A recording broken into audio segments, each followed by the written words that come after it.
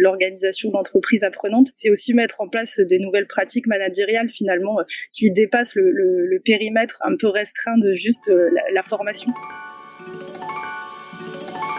Les entreprises les plus performantes seraient-elles celles qui bâtissent la capacité d'apprendre plus vite que la concurrence ? Je suis Cyril Ijard et avec la société nous avons décidé d'aller à la rencontre de celles et ceux qui font l'entreprise apprenante. Responsables de la formation, DRH, directrices et directeurs d'universités d'entreprise, experts de la tech ou de la pédagogie, nos invités viennent partager leurs expériences, leurs apprentissages et leur vision du monde de la formation professionnelle et du développement des compétences.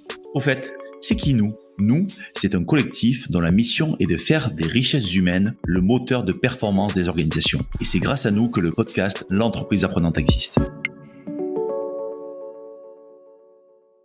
Aujourd'hui, je reçois Émilie Canet, qui est directrice pédagogique chez Learn Assembly. Avec Émilie, on parle bien évidemment des organisations apprenantes puisque Learn Assembly travaille pour le compte de nombreuses organisations et grands comptes sur ces thématiques apprenantes. Ils ont d'ailleurs construit un référentiel avec 4 piliers qu'Émilie nous détaille. Elle nous parle également des écarts de maturité et des meilleures pratiques du marché en termes d'organisation apprenante. On évoque également avec Émilie la transformation des services formation qui passe d'une posture de délivrer la pratique formelle à une posture de distribuer finalement l'apprentissage et de faciliter l'apprentissage dans l'organisation. Donc on parle également avec Émilie du collaborateur et de comment le collaborateur peut s'inscrire en fait dans cette organisation apprenante. Bonne écoute. Bonjour Émilie. Bonjour Cyril. Émilie, je suis très heureux de te recevoir sur le podcast de l'entreprise apprenante. Je vais rapidement te demander de te présenter, mais je suis très content parce que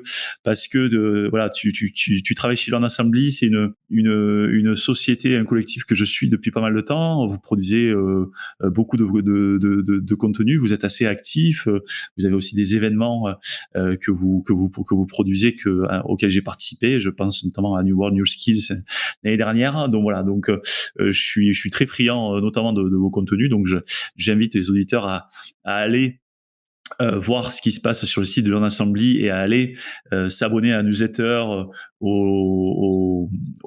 me rappelle plus, c'est les papers, il me semblait. C'est Learn Assembly Papers. Learn Assembly Papers, voilà, sur lesquels il y a toujours des dossiers très intéressants. Donc très content pour tout ça et je sais qu'on a pas mal de choses et tu as pas mal de choses à nous partager. Donc je vais te demander, dans un premier temps, de te présenter et de nous donner quelques événements clés de ton parcours. Très bien. Moi, je suis Émilie, je viens du monde académique. J'ai en fait fait un doctorat en sciences de gestion sur tout ce qui était innovation managériale. Et après cette thèse, j'ai intégré l'université en tant que maître de conférence. Donc, j'étais en poste à l'université Paris-Dauphine pendant plusieurs années, avec une casquette enseignant-chercheur, toujours sur ces sujets d'innovation managériale. Et puis, au bout de quelques années, j'ai eu envie en fait d'aller un peu travailler différemment sur l'innovation pédagogique parce que c'était des sujets qui m'intéressaient pas mal. Et donc du coup j'ai pris ce qu'on appelle dans la fonction publique une disponibilité. C'est la possibilité de pouvoir aller travailler dans un autre environnement pendant quelques années. Et donc il y a 3 ans et demi, j'ai rejoint Learn Assembly en tant que directrice pédagogique. Pour contribuer un peu différemment finalement au monde de la pédagogie. Ok, génial. C'est intéressant le sujet de l'innovation managériale que l'on voit, qui est présent en fait dans le débat depuis une dizaine d'années, mais qui est pas encore, qui reste émergent. Donc c'est pas le sujet du jour, mais c'est intéressant de parler de ça. Et en même temps, il y a quand même ce lien entre finalement ce qu'on parle là, l'organisation d'entreprise apprenante, c'est aussi mettre en place des nouvelles pratiques managériales finalement qui dépassent le périmètre un peu restreint de juste la formation. La formation, effectivement, tu as raison. C'est pas le sujet du jour, mais finalement c'est très très lié aux organisations apprenantes. Est-ce que tu pourrais maintenant présenter Learn Assembly, s'il te plaît ? Ouais, bien sûr. Donc, Learn Assembly, on est une entreprise qui existe maintenant depuis 8 ans et qui a vraiment pour vocation d'accompagner les acteurs de la formation dans leur transformation. Et nous, notre volonté, c'est aussi de redonner un peu la place stratégique justement à la formation. Peut-être historiquement, on était plutôt dans du design pédagogique, c'est-à-dire qu'on faisait de la conception sur mesure pour des grands groupes de parcours digitaux. Aujourd'hui, notre offre, elle s'est un peu étoffée. On est remonté dans la chaîne de valeur, donc on a toujours cette activité de design pédagogique sur mesure, mais on a également une activité plus large de conseil. Donc on accompagne les directions de la formation, les directions L&D, en fonction de leur nom dans les entreprises, dans une réflexion finalement sur quelle doit être leur stratégie formation. Et donc quand je parle de stratégie formation, c'est vraiment finalement quelle offre de formation au regard des enjeux de montée en compétences des collaborateurs, comment aussi donner envie aux collaborateurs de se former, comment légitimer l'acte de formation dans l'entreprise, voilà, comment marketer aussi la formation pour favoriser l'engagement des collaborateurs dans cette dynamique-là. Voilà. Et on a également une activité qui est plutôt de formation des acteurs de la formation. Donc, on a des parcours qu'on propose en blended pour accompagner ces acteurs-là dans tout ce qui va être la transformation de leur métier en lien avec le digital. Voilà, et on en parlera peut-être un peu après, mais on a aussi développé une solution qui s'appelle Learning Boost, qui est complémentaire finalement à notre activité de conseil et qui est une solution d'autopositionnement. Ok. Ouais, effectivement, on va en parler un petit peu. Donc, ouais, on sent quand même ce focus sur la contribution à générer de la valeur pour les services formation à destination des entreprises.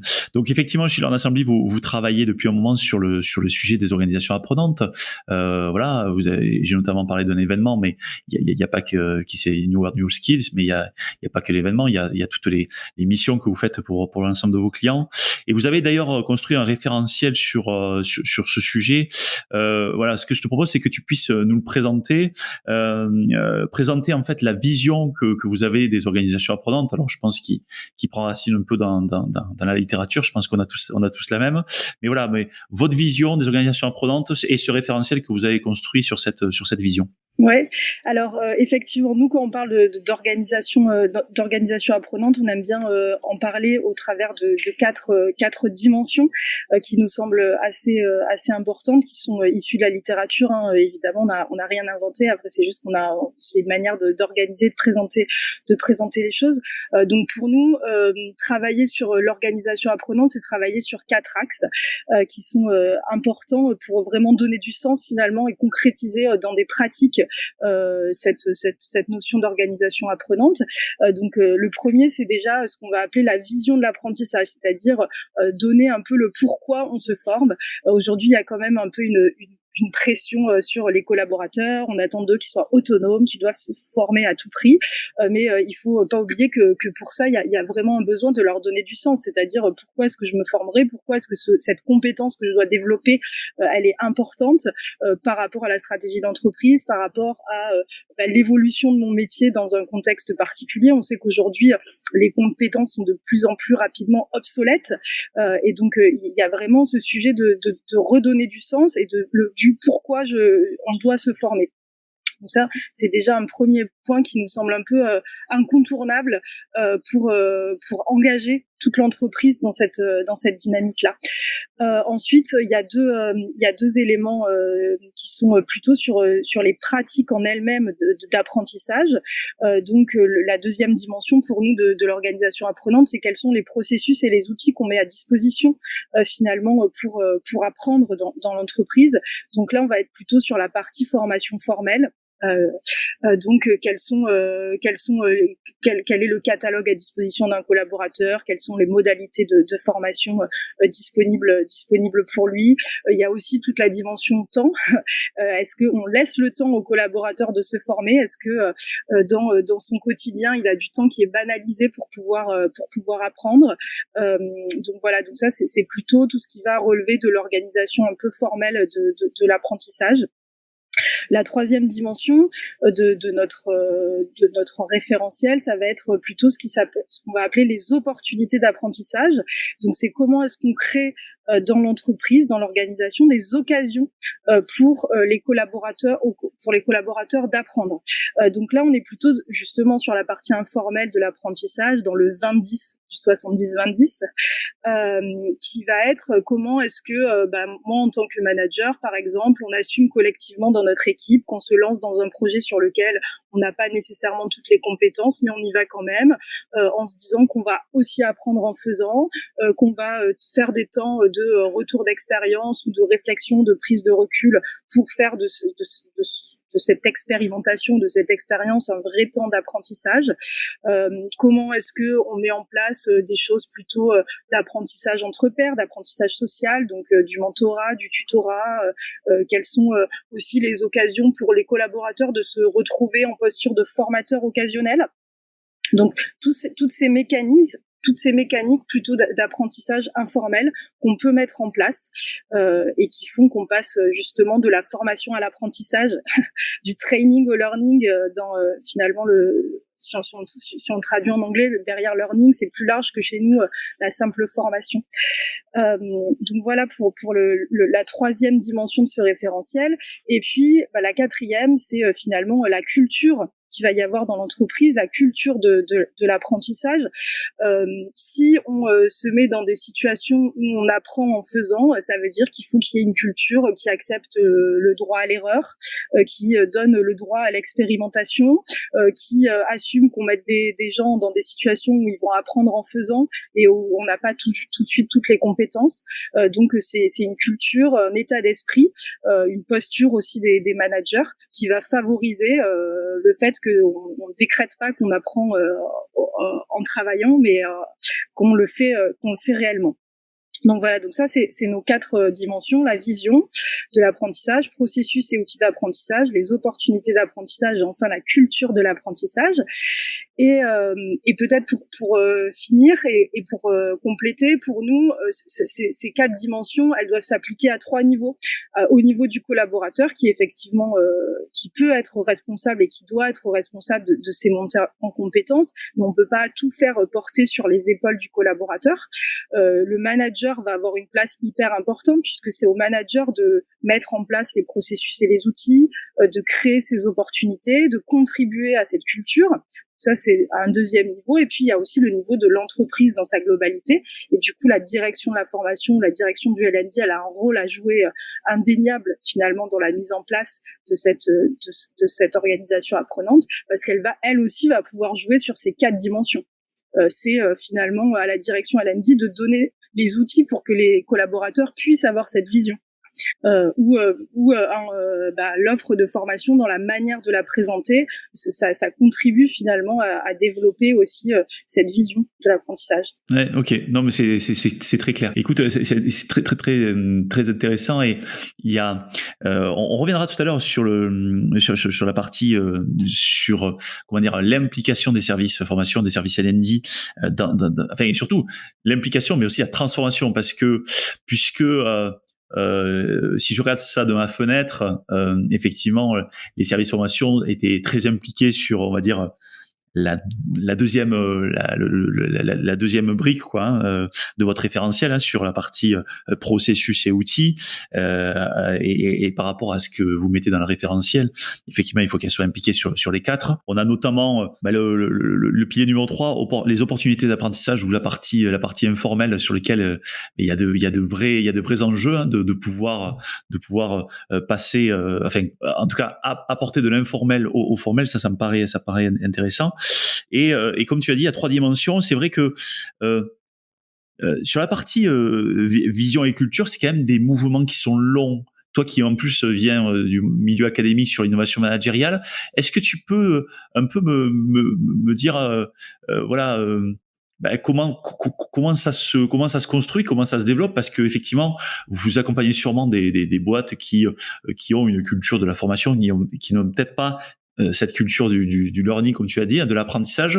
Comment en fait on arrive à à créer ce mouvement qui vient notamment influencer la vision et la culture, mais qui sont normalement des mouvements qui sont longs parce qu'il y a toujours de l'inertie. Une culture, ça se décrète pas, quoi. Il faut que ça se ressente, il faut que ça se vive, que ça se transmette.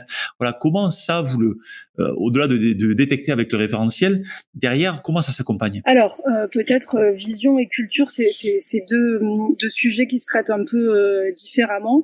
Ce qui est clair, c'est que pour que la direction L&D elle soit à l'aise dans sa place sur la vision de l'apprentissage, en fait, c'est clairement, elle a besoin d'être à un niveau stratégique de l'entreprise et notamment en lien hyper rapproché avec les RH, avec tout ce qui va être gestion des compétences, parce que finalement, ça va être, son rôle, ça va être d'être en capacité finalement de traduire et d'accompagner les collaborateurs dans leur montée en compétences au regard des compétences qui sont stratégiques pour l'entreprise à développer. Et on parle beaucoup d'upskilling, de reskilling, c'est tous ces sujets-là.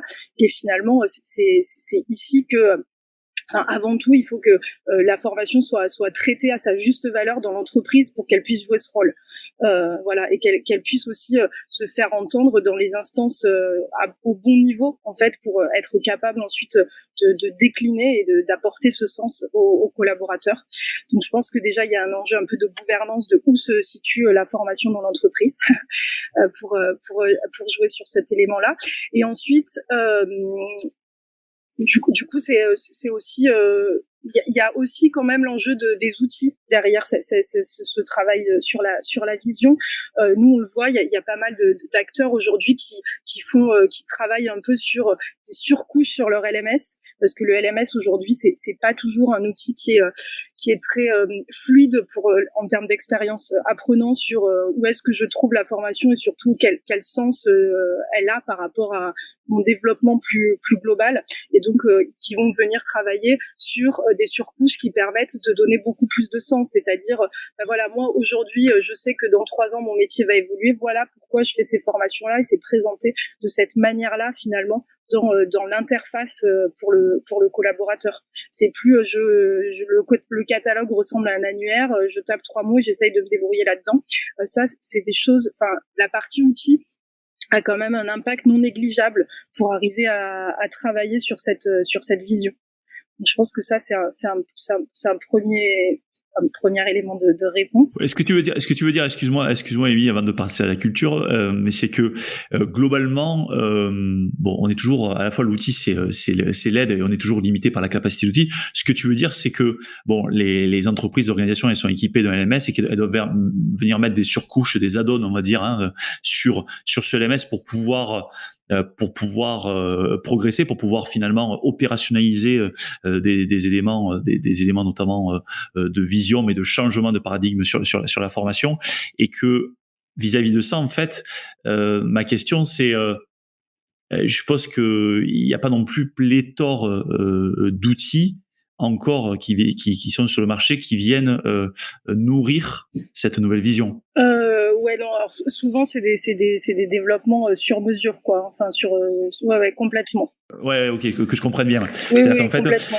ils viennent faire des développements sur mesure sur des LMS du marché pour pouvoir nourrir leur propre vision, afin que, par exemple, je dis une bêtise, il y ait du collaborative learning, il y ait une capacité à pouvoir enrichir et de pouvoir avoir une expérience d'apprentissage beaucoup plus sur mesure que, comme tu disais, le catalogue de formation où j'ai 150 références et je dois choisir à l'intérieur. C'est ça. Exactement, ouais. En fait, ça va. On avait bossé avec un client sur ce sujet-là, et par exemple, tu vois, tu travailles à la fois sur comment présenter l'offre un peu différemment. Par exemple, nous, on avait fait des clés d'entrée qui étaient je démarre un nouveau métier.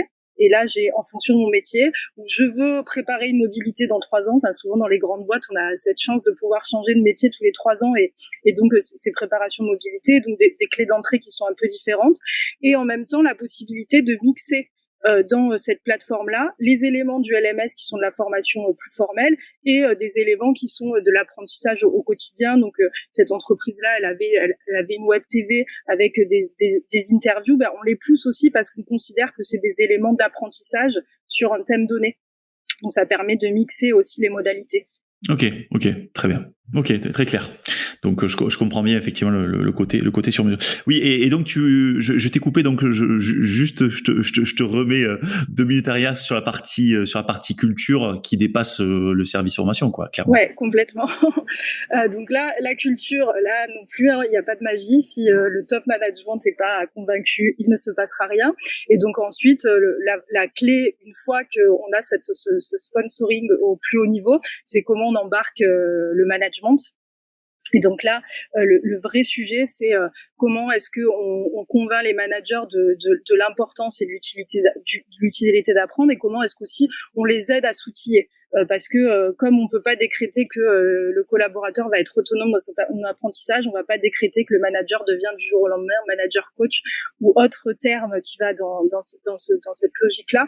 Et donc là aussi, il y a des initiatives qui sont assez intéressantes, hein, de certaines boîtes qui mettent vraiment à disposition des kits pour ces managers. Et dans ces kits, en fait, on mixe à la fois des éléments purement de compréhension de qu'est-ce que c'est que l'organisation apprenante, qu'est-ce que ça veut dire, des éléments plus pratico-pratiques du type, ben voilà, un peu des rituels de management, comment animer votre équipe, comment vous forcer à organiser, je sais pas moi, des retours d'expérience réguliers dans votre équipe, et voilà presque le template pour faire ça. Enfin, en tout cas, les managers, ils sont aussi en attente parfois d'outils très pratiques pour se lancer dans des nouvelles manières d'être. Voilà. Et puis on fait aussi découvrir aux managers des nouvelles manières d'apprendre généralement dans ces entreprises. Donc on va leur mettre des expériences comme des expériences de codev, pardon. Voilà, des choses un peu, des communautés de managers. Donc ils voient aussi, ils découvrent en fait d'autres modalités d'apprentissage qui sont, à partir du moment où tu les as vécues, c'est toujours beaucoup plus facile d'imaginer comment les transposer dans ton équipe. Donc sur la culture, je pense qu'il y a à la fois le sponsoring du top management, et puis ensuite comment tu arrives à embarquer les managers. Notamment par les opportunités d'apprentissage qui est Exactement. le pilier numéro 3. Ok, super clair. Super clair. Non, on sait que le sujet de la culture est un sujet systémique, donc c'est pour ça que je voulais qu'on en parle. Alors, ce référentiel, ce qui est intéressant, c'est qu'aujourd'hui, vous avez passé un certain nombre d'entreprises au tamis de ce référentiel, donc vous avez des données là-dessus. Je suppose que vous avez identifié des écarts de maturité entre les sociétés par rapport à ce référentiel. Ce qui m'intéresserait de savoir, de comprendre, c'est quels sont les éléments marquants des organisations matures, de celles qui performent en fait sur l'organisation apprenante par rapport à votre référentiel. C'est quoi les éléments marquants? C'est quoi les traits saillants, l'espèce de portrait robot de l'organisation mature?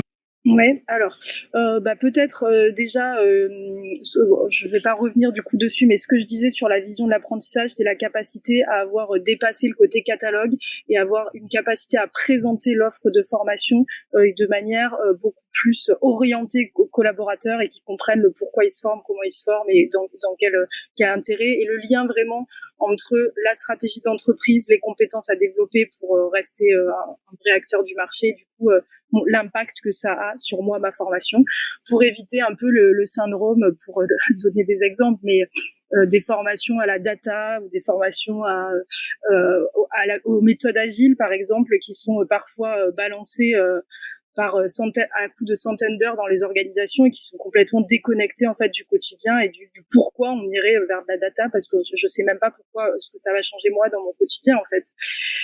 Voilà, donc ça, je pense que les entreprises les plus matures, elles ont bien avancé là-dessus. En tout cas, elles arrivent à donner du sens. Ensuite, je pense que là où il y a aussi un écart qui se creuse entre les entreprises matures et moins matures, c'est sur la variété des modalités pédagogiques proposées aux collaborateurs. On en parlait tout à l'heure avec l'apprentissage informel, l'apprentissage social. C'est vraiment ça la différence. On a encore des entreprises qui sont alors elles sont parties dans le digital parce qu'il y a eu le Covid, mais finalement ça reste beaucoup de la classe virtuelle, donc on a juste remplacé du synchrone par une autre forme de synchrone, mais ça reste des choses relativement descendantes, classiques, et finalement très formelles, alors que d'autres entreprises ont vraiment un panel hyper large avec des pratiques de communauté, des pratiques de co-développement, des pratiques de mentorat, des communautés aussi de formateurs occasionnels hyper importantes, où on essaye presque le cas idéal, ce serait presque que chaque collaborateur anime au moins une fois par an une formation, en fait, et se retrouve dans cette logique de transmission, parce que c'est aussi comme ça qu'on apprend au moment où on doit transmettre. Donc voilà, je pense que les plus matures, elles sont vraiment dans des catalogues très larges de modalités. Et les plus matures des plus matures, cette variété de modalités s'adresse pas qu'au top, qu'aux collaborateurs les plus haut placés, mais s'adresse aussi à des collaborateurs. En gros, on fait pas du codev que pour les talents, on va le dire très clairement, mais pour tous les niveaux de l'entreprise. Ok. Et d'ailleurs, je vais te poser une question pour te ramener à tes chères années académiques. Au niveau, ces entreprises les plus matures, tu vois, le top, au niveau d'ailleurs des structures managériales sur l'innovation managériale, est-ce que elles ont aussi une culture et une organisation peut-être plus flat avec tu sais un management moins hiérarchique avec voilà. Est-ce que tu as vu une corrélation ou pas ou... Je suis pas sûre qu'il y ait un vrai impact sur de la structure si on est très hiérarchique ou plus matriciel ou en revanche, je pense que c'est plutôt la place qu'a su avoir la direction formation, le fait de se vivre vraiment comme un animateur de réseau, en fait, tu vois, parce qu'en fait, dans un monde de l'entreprise apprenante, en fait, la formation, elle a moins de choses à faire, au sens où c'est moins elle qui est en charge de délivrer les formations, mais elle est plutôt là pour animer des initiatives qui permettent l'apprentissage.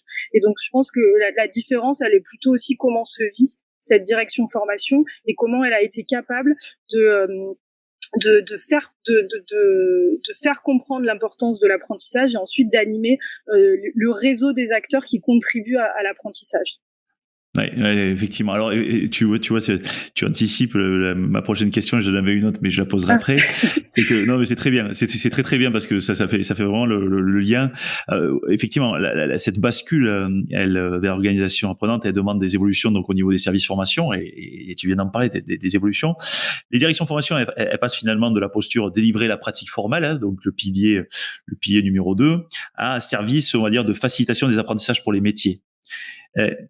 Comment ça se passe? Comment on bascule? Parce que tu constates chez tes clients des gens qui ont basculé. Je suppose que vous en avez accompagné un certain nombre à basculer. En fait, comment on bascule? Comment on bascule pour passer de l'un à l'autre, pour avoir finalement un niveau beaucoup plus stratégique dans un second temps et pour pouvoir être dans un processus qui n'est plus de la centralisation, mais plutôt la distribution? Oui, tout à fait. Je pense qu'il faut basculer à plusieurs niveaux.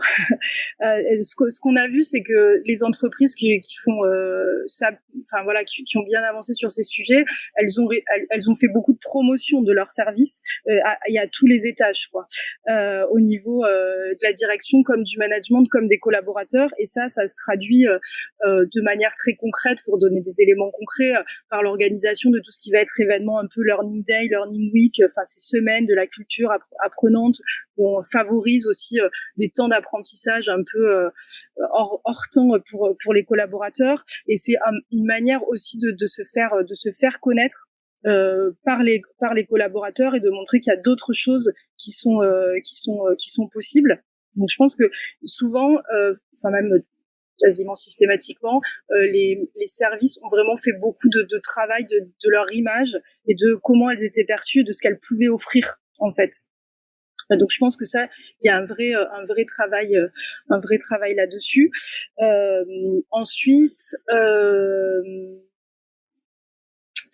je pense qu'il y a aussi un sujet des compétences de l'équipe formation, parce que c'est des manières un peu différentes de travailler. On parlait tout à l'heure un peu d'animation de communauté. Ben ça, c'est un métier que de savoir animer des communautés. Voilà, et on n'a pas besoin. Enfin, l'outil Teams ne va pas faire vivre la communauté seule, hein. Il faut vraiment avoir des compétences là-dedans. Donc là aussi, c'est des nouveaux métiers qui se créent. Donc être capable de trouver les bonnes personnes qui sont capables d'endosser ce rôle à alors que c'est pas un métier qui existe complètement pour lequel les gens ont été formés. Donc il y a aussi ce développement un peu de compétences, je dirais, sur l'animation de communauté, sur la capacité aussi des personnes à challenger leurs clients internes quand on propose des formations. Aujourd'hui, le vrai enjeu, c'est d'être capable de bien comprendre le besoin, de proposer une solution pédagogique qui tient la route, et surtout de convaincre l'interlocuteur que on peut tester des modalités pédagogiques aussi différentes. Voilà, parce que on a souvent des clients qui disent ouais, au départ tout est super, on essaye de voir avec notre client interne pour tester des modalités un peu différentes, informelles, qui s'étalent dans le temps, et puis après la contrainte revient et on a fait 2 jours de présentiel. Bon ben voilà, comment est-ce que ça on arrive aussi, nous équipe LND et donc interlocuteurs des métiers, ou voilà, à convaincre d'aller tester d'autres manières de fonctionner.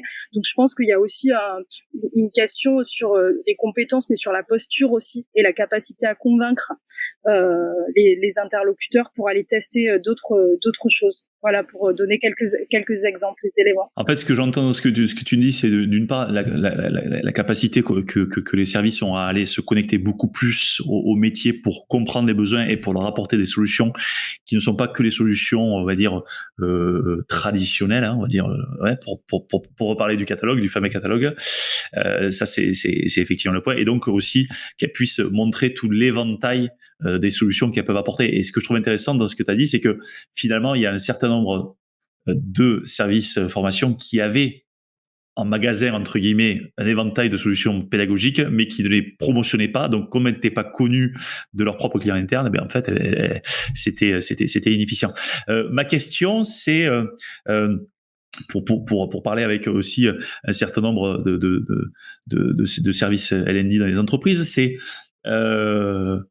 parfois il y a beaucoup voilà, il y a beaucoup d'initiatives, de modalités pédagogiques, du formel, de l'informel qui s'installent avec un foisonnement. Et le foisonnement, je sais que pour moi c'est une richesse énorme, mais ça peut faire peur. Je sais aussi que il y a des responsables formation qui sont en train de basculer de l'un à l'autre et qui peuvent se dire je suis en train de perdre le contrôle, de perdre la maîtrise.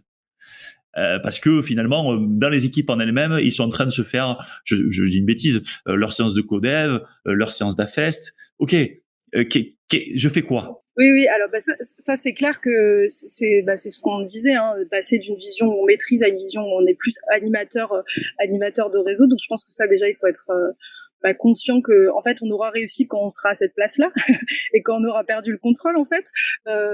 Après tout le travail, et nous on le fait beaucoup en réflexion avec nos clients, c'est être capable, service L&D, de se dire ok, c'est quoi la proposition de valeur pour mes interlocuteurs et pour mes parties prenantes dans l'entreprise, pour justement éviter les initiatives locales sur lesquelles j'ai plus la main, et être capable de donner en fait le support pour que ces initiatives locales se passent bien, soient relativement harmonisées, et que du coup le collaborateur soit pas perdu, parce que c'est ça en fait le vrai sujet, hein, in fine, c'est que tout reste lisible pour le collaborateur.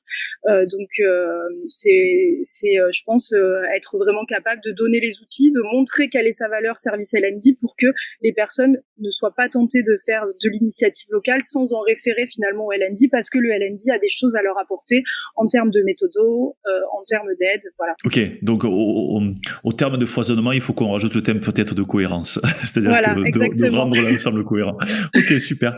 Et d'ailleurs, est-ce que tu as des exemples d'entreprises qui ont mis en place des projets développant vraiment voilà, des organisations apprenantes, des cultures apprenantes, voilà, à nous partager quelques sujets par-ci par-là qui permettraient en fait aux auditeurs de pouvoir se prendre des bonnes pratiques et se projeter? Oui, alors il y a des entreprises pour motiver un peu les collaborateurs et pour travailler un peu sur cette vision, qui vont par exemple largement abonder au CPF, donc un peu inciter les collaborateurs à se dire ok, en fait le CPF existe, donc déjà en fait communiquer sur ce qu'est ce dispositif au-delà du harcèlement téléphonique qu'on vit tous, pour utiliser son CPF, c'est donner du sens, et donc du coup faire comprendre qu'il y a cette possibilité de se former. Donc quelque part laisser un peu la main au collaborateur en lui disant voilà, tu peux aussi choisir les trucs, les sujets qui t'intéressent et nous on va venir compléter.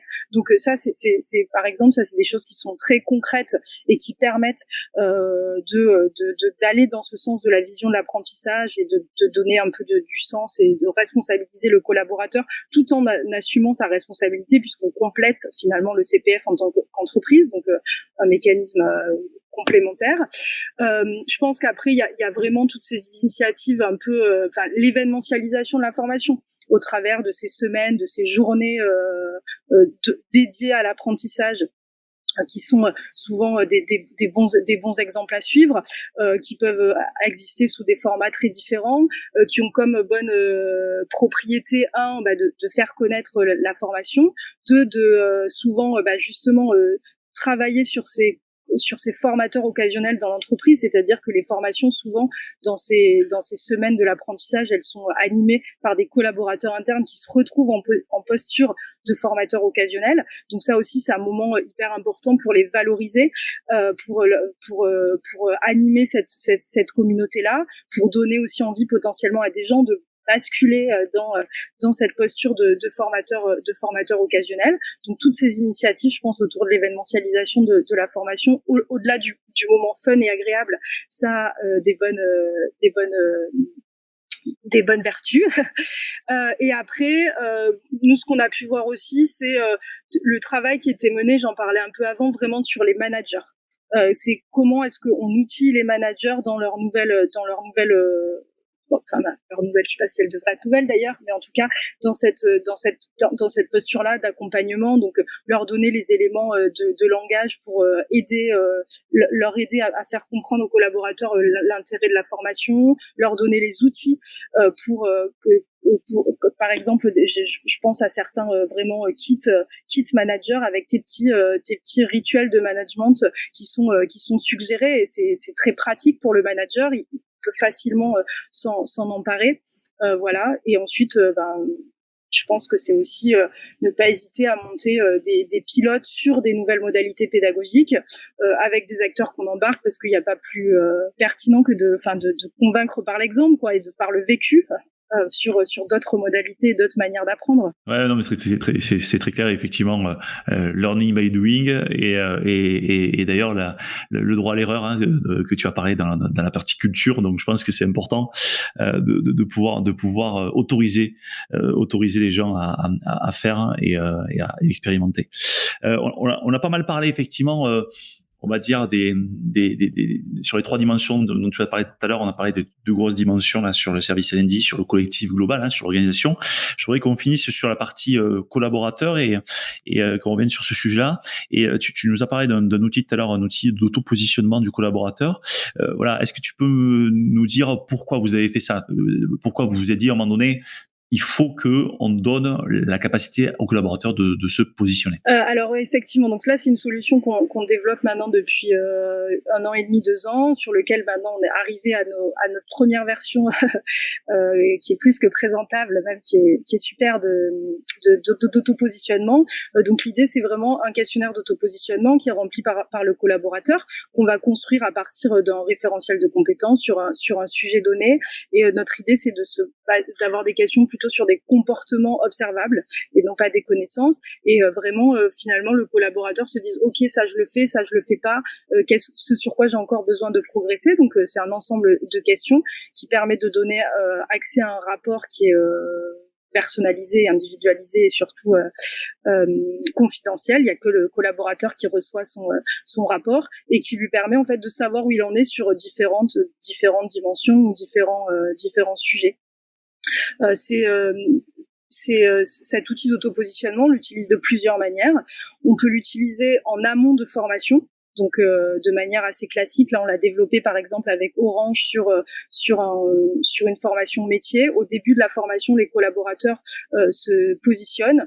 Ça a du sens, notamment dans ce cas-là, parce qu'en fait, c'est un changement de métier. Donc en fait, c'est vraiment aussi voir quelles sont les compétences que j'ai de mon ancien métier, mais qui vont être à nouveau utilisables, et lesquelles et sur lesquels j'ai besoin de me développer. Donc, il remplit ce questionnaire. Il a ensuite son bilan, son rapport, et ensuite il peut suivre la formation, mais en ayant conscience. En tout cas, c'est une manière aussi de faire prendre conscience aux collaborateurs de ces points d'attention, sur les points sur lesquels il doit se développer.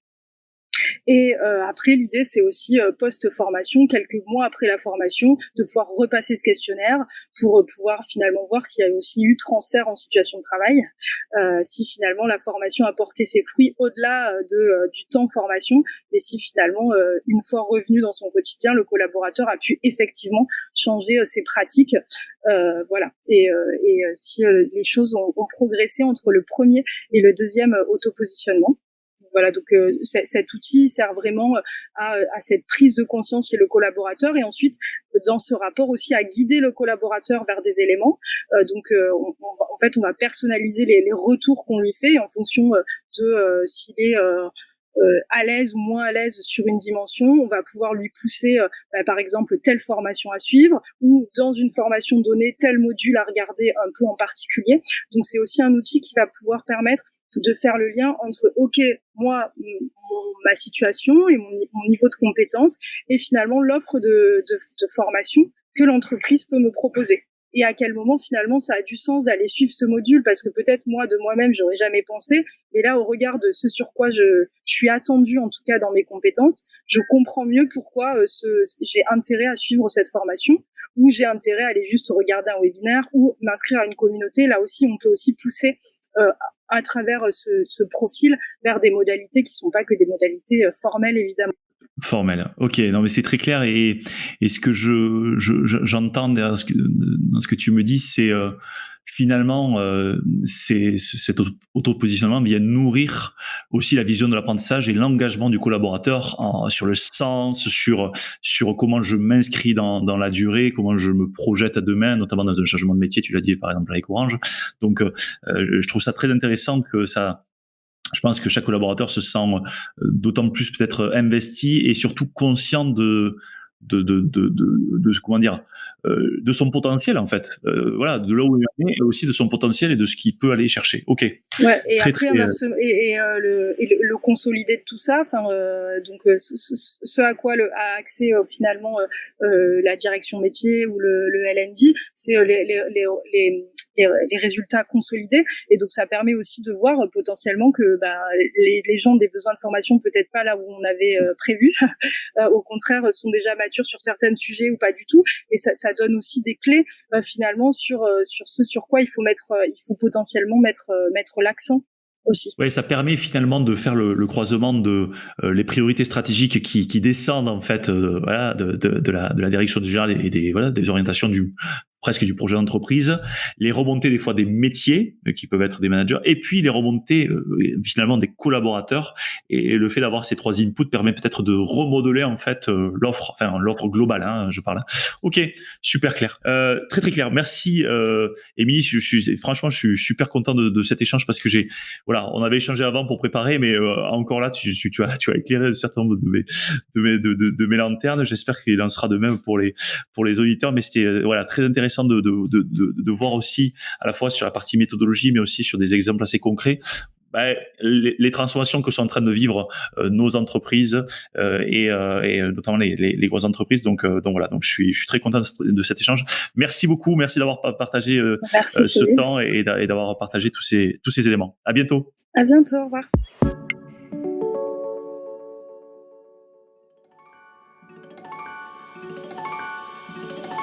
Attendez, ne partez pas si vite. Vous avez aimé cet épisode ? Dites-nous-le en laissant un commentaire, en le partageant auprès de vos collègues ou sur les réseaux sociaux, et en laissant 5 étoiles sur Apple Podcast. Cela nous aide vraiment à faire connaître le podcast et nous motive à produire de nouveaux épisodes.